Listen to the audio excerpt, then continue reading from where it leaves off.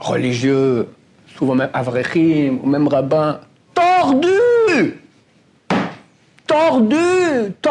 de comment on peut être aussi mauvais que ça. T'étudies toute la journée, c'est ça, mais c'est un chilul Hashem. Pas de moussard. La femme, elle pense comme ça. Et l'homme, il pense comme ça. Tu vas mettre de la Torah dessus, il va apprendre la Torah, il va grandir. Mais vu qu'il ne fait pas de moussard, c'est un petit tordu et il devient un grand tordu.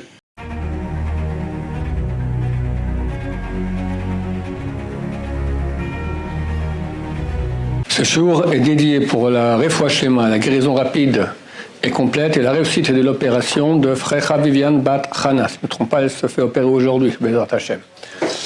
Alors la question de Zacharie. Quelle est l'importance des midot? L'importance des midot. Très important. Très important.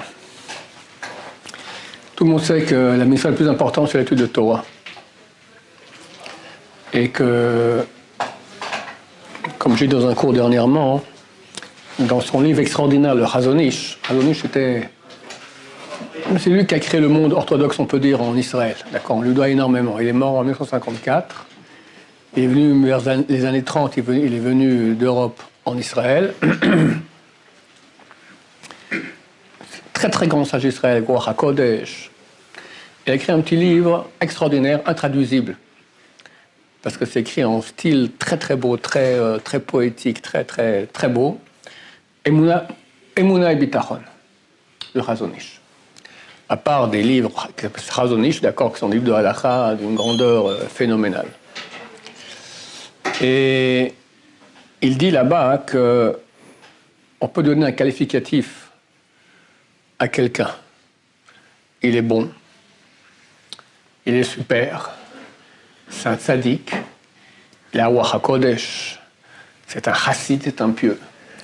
Il dit quel est le plus grand qualificatif possible, imaginable, qu'on puisse donner à un être humain ici sur Terre. Vous dites hein? Crainte de Dieu. Non. Tamid Chacham, bravo. Tamid Chacham. Ça veut dire un sage, un érudit. Et vous me direz, où est le problème? On peut, et on voit, des Tamid Chachamim, des érudits qui sont des gens peu recommandables, plein de honneur, plein d'orgueil, plein de pas droit. Il y en a. La première réponse d'abord, ça sera toujours très limité.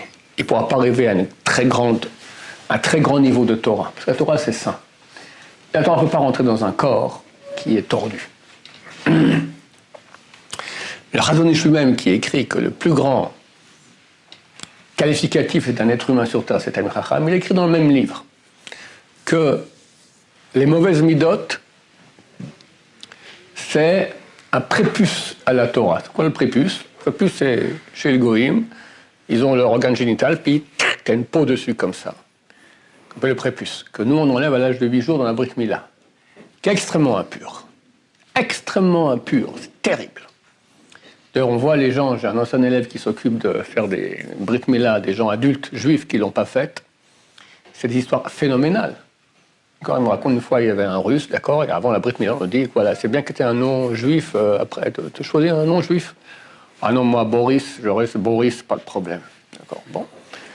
Ils font la Brit Mila, il se met à pleurer. Il dit, non, ça va, je prends le nom maintenant, Rouven, Yehuda, Israël, d'accord, ça change complètement. C'est une impureté terrible, c'est un otem. Otem, c'est-à-dire un bouchon, qui ne permet pas de se brancher avec Hachem. Alors c'est intéressant, parce qu'il y a un verset dans le livre de Dvarim, Mi alelanu hashamayim. Qui montera pour nous jusqu'au ciel, pour chercher la Torah?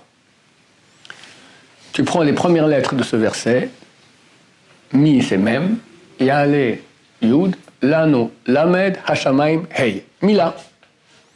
Et tu prends les dernières lettres de ce mot, de ces 4 mots, ça fait Yud Kevavke.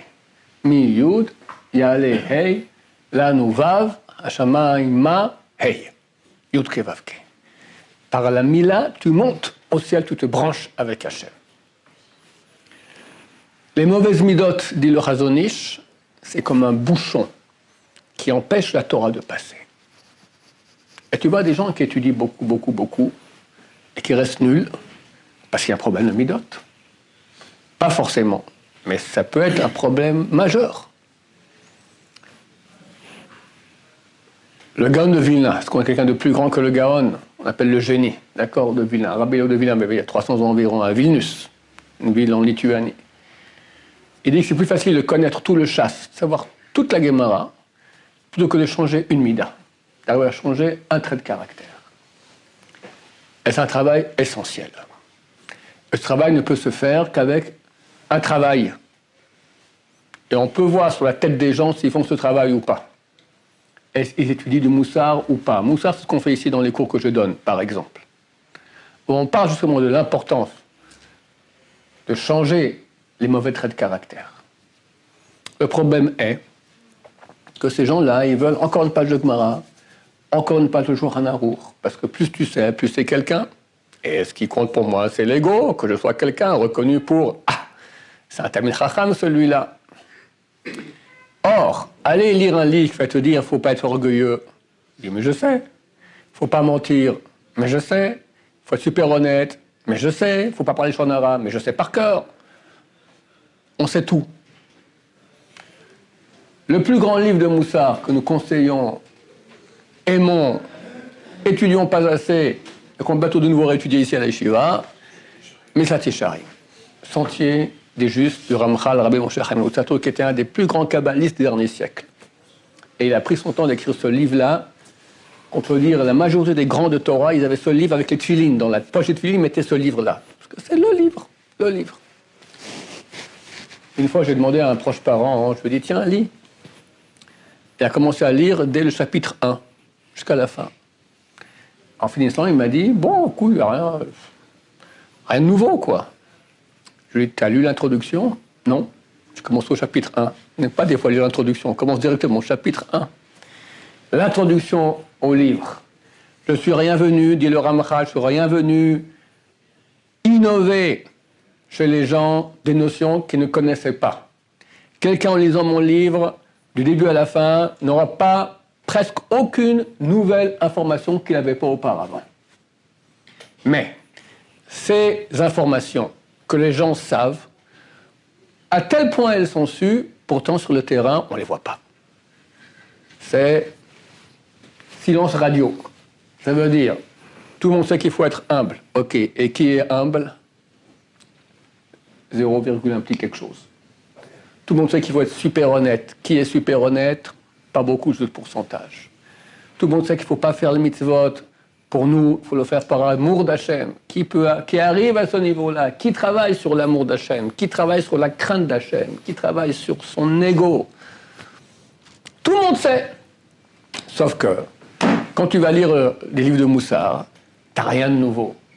C'est pas intéressant. Je sais très bien qu'il faut être humble. Ok. Alors pourquoi est-ce qu'il faut quand même l'étudier? On ne va pas maintenant te donner des nouvelles informations.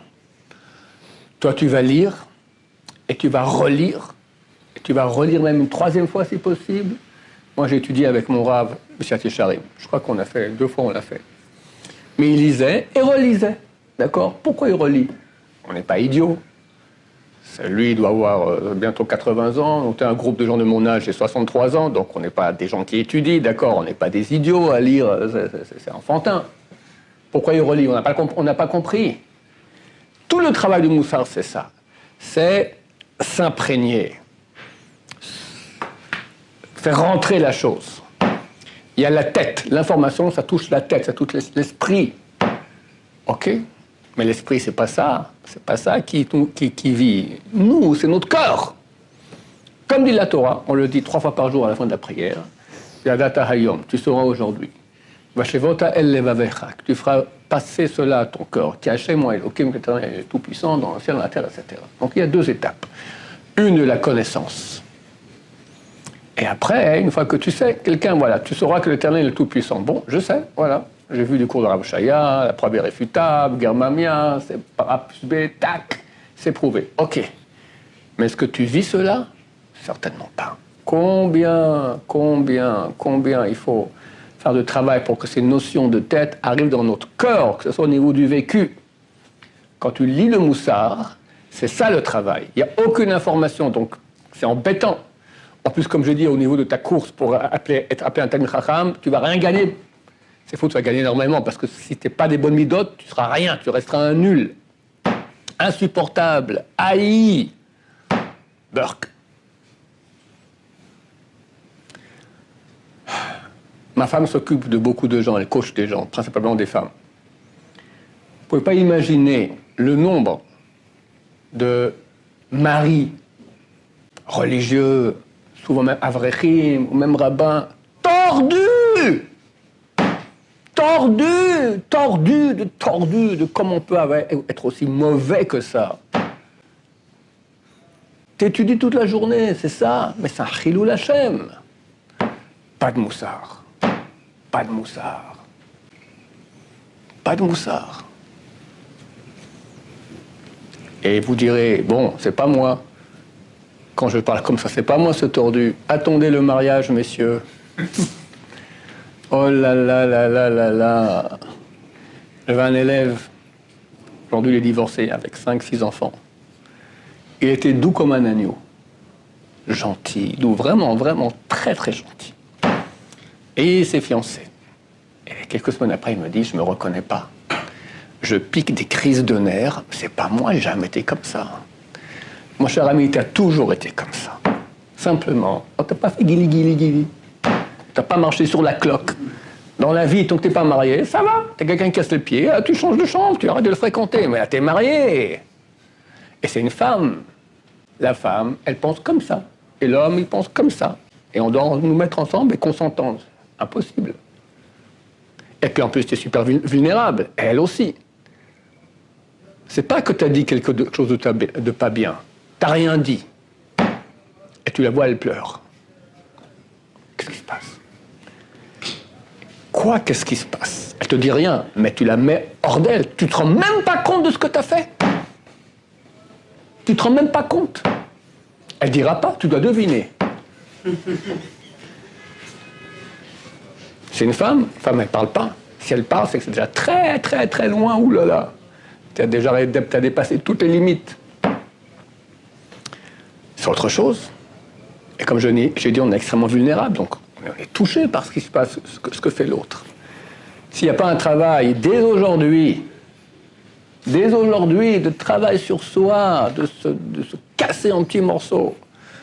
Rav Steinman, il a raconté qu'il a fait une tournée. À la fin de sa vie, il faisait des grandes tournées dans le monde entier. Il s'est dit, pourquoi Dieu me laisse encore vivant? Il est mort à l'âge de 104, 105 ans, d'accord. Il dit, Kaniré, je pense qu'il veut que j'aille à Kotarabim, un peu faire mériter le grand public. Alors, il faisait des grandes tournées, puis il raconte qu'il était parti en Amérique, au Brésil, je ne sais plus où. Un monsieur venu de 83 ans demander une bracha pour Shlom Bayit. Il est venu, il a dit, vous entendez, à 83 ans, il n'a pas encore réussi à faire du Shlom Bayit. Et c'est le seul, vous croyez? Combien de divorces? Combien de malheurs? Un seul, unique, responsable, l'ego. Le maudit, fichu ego.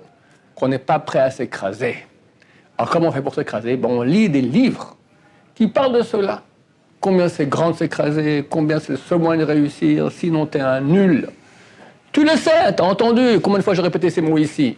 Mais quand t'entends ça, alors la conscience, le cœur, il commence à se réveiller un peu plus. Et quand tout à coup, tac, t'as maintenant l'occasion de t'écraser, alors tu ne serais pas écrasé normalement. Mais vu que tu as lu du Moussard maintenant, cette dernière semaine, sur le sujet, ah tiens, tu fais l'effort.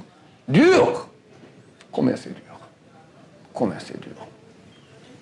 On a un ego. Mais c'est le seul moyen. Et sans ça, tu vaux rien. Pire! Je racontais ce que dit le Gaon de Vilna. Il dit, c'est marqué qu'Adam et Sassadeh. L'homme est considéré comme l'arbre des champs. Verset dans Devarim. Maintenant, l'arbre, comment il pousse? Il faut de l'eau. Chaque fois qu'on parle de Torah, Bava Kama, page 17, on fait allusion à la Torah. Donc, un être humain qui est comparé à l'arbre, comment il va grandir? Torah. Il n'y a rien qui fait plus grandir quelqu'un que la Torah. C'est ça qui fait qu'il devient quelqu'un. Il grandit spirituellement. Le problème est, quand il est né, il est tordu. Tu vas mettre de la Torah dessus, il va apprendre la Torah, il va grandir. Mais vu qu'il ne fait pas de moussard, c'est un petit tordu et il devient un grand tordu.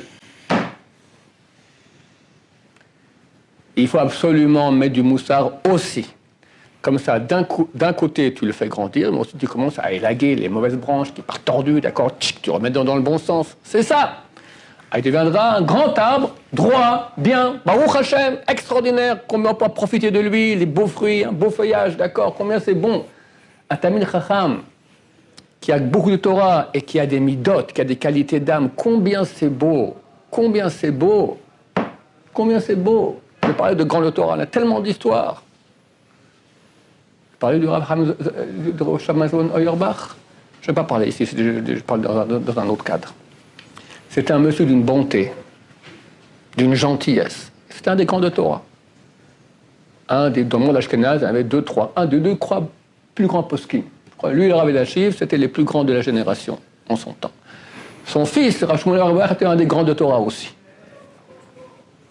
Il était d'une gentillesse, d'une honnêteté. Comment il était le Rosh Yeshiva de Kol Torah. Yeshiva Beit Dagan à l'époque, il était très coté. Et on lui a proposé d'être Rosh Yeshiva là-bas, mais il fallait faire un examen. Alors il va à l'examen. Tous les grands rabbins de la Yeshiva comme ça. Il revient à l'examen à la maison, sa femme lui dit, alors ça a été? Non, je ne crois pas qu'ils vont me prendre en tant que Rosh Yeshiva. Pourquoi? Il a posé des questions, je n'ai pas su répondre. Quelques minutes après, on tape à la porte, délégation, Kvod Harav, vous êtes choisi pour être le Rosh Yeshiva de la Yeshiva. Et il dit, mais comment ça fait? Je n'ai pas répondu exactement. Les questions qu'on a posées, il n'y avait pas de réponse. Vous avez dit, je ne sais pas. Pour dire je ne sais pas, pour un examen pareil, il faut être droit, il faut être humble, c'est ce qu'on veut. Un vrai Talmid Chacham qui dit je ne sais pas. Il a dit, je pouvais donner quelques réponses, mais ce n'était pas du 100%. Je préférais ne pas donner ces réponses-là. Quelle grandeur! Quelqu'un, il peut avoir un poste fantastique, Rosh Yeshiva, d'une meilleure Shiva, tout ça, il dit, je ne sais pas. Et il sait qu'il va rater à cause de ça. Et il dit, je ne sais pas, parce que c'est la vérité, je ne peux pas dire autre chose, je ne peux pas commencer à déblatérer des soi-disant des tiroutines, être améti. Et c'est avec ton Chavruta déjà, tu dis quelque chose, et tu l'écoutes, et tu commences à sentir que peut-être il a raison. Et tu ne vas pas dire que tu as raison. Tu te bats encore pour montrer que tu as raison. Toi, pauvre type. Oui. Est-ce qu'on peut dire que l'ego, c'est le Yitzhara? Le Yitzhara, c'est le mot. Bien sûr, l'ego, il y a deux types de Yitzhara. Le Yitzhara personnel, ça c'est l'ego. Et tu as le Yitzhara général, les forces du mal. Ça c'est encore autre chose. Qui peuvent aussi venir nous attaquer. Mais le premier ego, le premier Yitzhara, c'est notre ego à nous. Donc ça renforce la question que j'ai, c'est de dire, normalement la Torah a dit justement, quand on a des soucis vis-à-vis du Yitzhara, il faut l'emmener au Beit Midrash et ça permet de... Oui, très bien. Tu dis maintenant, c'est écrit, celui qui a des soucis avec le Yitzhara, qui le traîne au Beit Midrash, s'il est fait de fer, alors il éclate. S'il est fait de pierre, alors il fond. Regarde quel feu, hein. Alors d'abord, il faut savoir que là-bas, on parle du Yitzhara des femmes. Pas n'importe quel Yitzhara. Mais deuxièmement, parce que c'est marqué, j'ai créé le Yitzhara et je vais créer la Torah Tavlin comme médicament. Quelle Torah? Le Moussar. La Gemara aussi, la Lacha, il faut tout ça, parce que ça sanctifie la personne. Mais sans Moussar, ça vaut rien. C'est pire. Tu seras un petit tordu que un gros tordu. Le Moussar, tu ne vas pas travailler, le type ne va pas travailler, pas se travailler. Qu'est-ce qu'il devient? Insupportable. Plein d'ego. Burk. Encore l'histoire du Shamazon Auerbach. Sa femme est décédée. Et ils sont à l'enterrement. La coutume, elle est que quand le corps est là, on demande pardon à la personne. Il dit, je ne demande pas pardon. Il n'y a aucune chose que j'ai fait à ma femme que j'ai besoin de demander pardon. Qui peut dire ça? C'est pas une blague, c'est face à ta femme, elle va être enterrée à la dernière seconde. J'ai jamais fait de mal. Et quand elle est décédée à l'hôpital, il descend aux escaliers, elle est morte, avec son intendant. Quelqu'un vient, Kvod Harav, Mazal Tov, j'ai un fils qui est né. il fait un grand sourire, il l'embrasse, je suis content pour toi, Mazal Tov, il le bénit, etc. Après, là, il parle, là, on dit, mais Kvodara, votre femme est décédée comme ça, vous faites un grand sourire. Je ne comprends pas. Pourquoi lui doit souffrir parce que ma femme est décédée? Nous, quelqu'un vient nous voir, Shamish mort, d'accord? On a un truc pareil, Chas Shalom, d'accord? On ne peut même pas lui parler. Ça, c'est le tzaddik. Tout dans les midot, tout dans faire attention à l'autre. Et grâce à ça, il devient une grande Torah. Donc c'est super, super, super nécessaire. C'est le sens de la vie. C'est le sens de la vie. Qu'est-ce que Dieu nous demande? On doit ressembler à Hachem. Hachem, il a des bonnes midot. Il est humble. C'est écrit. Et avant de faire un décret, il demande aux anges, qu'est-ce que vous en pensez? Quoi, il demande aux anges? Dieu, il est bon. Il fait du chesed. En début de Torah, il fait déjà du chesed. En fin de Torah, il fait du chesed. Il est droit. On doit ressembler à Hachem. Mais Hachem nous a donné cet ego-là qui détruit tout. Et ça demande du travail énorme. Et je ne suis pas, moi, la personne qui devrait vous dire ça, parce que moi aussi, j'ai beaucoup de boulot à faire dans ce domaine-là. Bon, je répète les choses qui sont écrites. Est-ce qu'on devrait justement, toi, parce que comme vous dites, c'est presque le Icar, quoi, c'est l'essentiel quelque part. Essentiel. Est-ce qu'en fin de compte, on ne devrait pas justement, entre guillemets, comme des techniques de, je sais pas, tous les 6 heures, quoi, prendre un truc de moussard et de se remettre dedans? Ouais, ce que je veux dire, tout à fait. Donc toi, tu dis, maintenant, toutes les 6 heures, s'arrêter et étudier un peu de moussard. Excellent. Très bien. Bien sûr. Bien sûr. Bien sûr.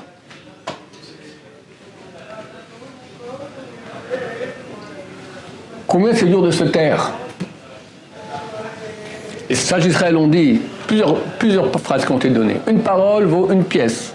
Un silence vaut 2 pièces. Je ne sais plus quel rabbin dans un vote, il dit, tous mes jours, toute ma jeunesse, j'ai grandi parmi les sages. Je n'ai pas trouvé de chose meilleure que le silence. Arriver à se taire. J'ai entendu le Yanouka dernièrement, il a dit que tous les malheurs qu'il y a aujourd'hui, c'est à cause du Lachon Hara, les gens parlent. Il dit quelqu'un qui parle Lachon Hara, il ne croit pas en Dieu. Il est koffer, apostat. Pourquoi? Parce que pourquoi tu parles?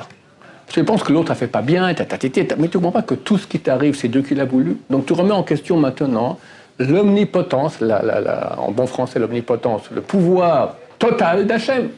Koffer! Koffer! Ne pas parler, c'est dur. Surtout quand c'est intéressant. T'entends quelqu'un parler, tu n'as pas le droit d'écouter. Attends, t'es bloqué, t'es dans la voiture, on roule à 150 km à l'heure. Et le conducteur parle Lachon Hara. Et il faut sortir. Bon, tu ne peux pas sortir. Qu'est-ce que tu fais? Alors, c'est écrit qu'il ne faut absolument pas que tu sois intéressé à écouter ce qu'il dit. Mais il part sur ton père, ou sur un copain de la yeshiva. Pas être intéressé du tout. C'est un boulot. C'est un boulot. Il faut de la hirat shamayim, il faut de la crainte de Dieu. Voilà, on ne peut pas arriver à cela sans le moussard. Il faut étudier, répéter, prier à Dieu qui nous aide à changer nos mauvaises midot. Et quelqu'un qui a des bonnes midot, il a tout gagné. D'abord, il est aimé. Les gens humbles, ils sont aimés par tout le monde. On aime on aime les fréquenter, leur fréquentation. On aime leur parler, ils sont gentils, ils sont à l'écoute. Celui qui est orgueilleux, qu'est-ce qu'il a? Il n'a rien. Le Maharal de Prague, il dit quelqu'un qui est humble, alors vu qu'il se prend pour rien, Dieu peut rentrer en lui. Alors il devient rempli de Dieu. Quelqu'un qui est orgueilleux, alors il va mettre ses limites, d'accord? Il est orgueilleux comme un ballon Michelin, d'accord? Ok, le ballon Michelin, il arrive à combien? Il arrive, ok, à 1 mètre de toi. T'as 1 mètre de ton orgueil, t'as 2 mètres, t'as 10 mètres. T'es le roi du pays, t'as 20 mètres d'orgueil. Ok? Alors qu'est-ce qui est mieux, d'avoir 20 mètres ou avoir Dieu avec soi? C'est évident. T'es un grand nul. Voilà, que Dieu nous aide, Bézat Hashem, avoir des bonnes midotes. La vie est facile, quelqu'un qui a des bonnes midotes, la vie est facile pour lui aussi. Il s'écrase pour ça, il s'écrase pour ça, il s'écrase pour ça. Et voilà, terminé, c'est facile. C'est tellement plus simple. Je rappelle cette phrase extraordinaire de Rav Steinman. Dans le Tilim, c'est marqué Na'araiti gamza kanti. J'étais jeune et j'ai vieilli. Belorati seknaeza, je pas vu un sadique abandonné. Al-Shemman disait comme ça, Na'araiti gamza kanti. J'étais jeune et j'ai vieilli. Al-Shemman, il est mort, comme je dis, à l'âge de 104, 105 ans. Il était d'une intelligence phénoménale dans les relations avec les gens, mais d'une intelligence phénoménale. Piquer, intelligent. Il y a des belles histoires. Il a dit, j'étais jeune, j'ai vieilli et j'ai pas trouvé, j'ai jamais vu quelqu'un qui cède, C-E-D-E, et qui perd à cause de ça. Tu t'écrases, tu cèdes, tu vas toujours gagner. Tu dis non, j'ai raison, tu vas presque toujours perdre. Tu vas gagner au premier, après, tu vas gagner une fois, après tu vas tout perdre. Quand tu cèdes, tu gagnes toujours. Combien c'est grand, combien c'est un enseignement important qu'il faut s'approprier. C'est dur, parce que des fois, tu as raison, et tu sais que tu as raison, et puis on t'écrase. Mais rien. Après, on peut aller s'expliquer gentiment avec la personne. Je ne dis pas qu'il faut s'écraser et jamais rien dire. On peut après dire, mais dans le moment, quand on t'écrase, si tu vas réagir, c'est une réaction. La réaction, c'est l'ego. Tu as été touché, plac. L'autre aussi, il a un ego. Et boum, ça commence la cage aux fauves. Tu t'écrases. Et tu n'auras plus l'ego, tu n'auras même plus envie d'en parler. Là, tu vas en parler avec la personne, tu lui dis, écoute, l'autre jour, je pense qu'on peut voir les choses autrement. Et voilà, et il va accepter. Baruch Adonai, l'olam, amen, amen.